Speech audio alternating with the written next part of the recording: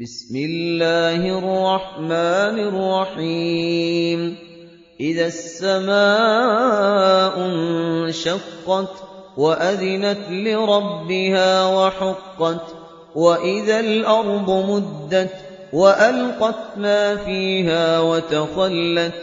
وأذنت لربها وحقت يا أيها الإنسان إنك كادح إلى ربك كدحا فملاقيه فأما من أوتي كتابه بيمينه فسوف يحاسب حسابا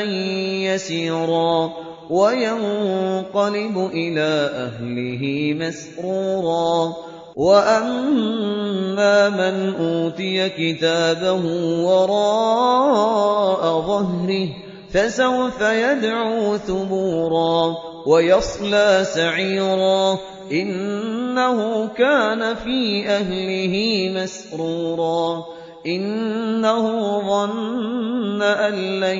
يحور بلى إن ربه كان به بصيرا فلا أقسم بالشفق والليل وما وسق والقمر إذا اتسق لتركبن طبقا عن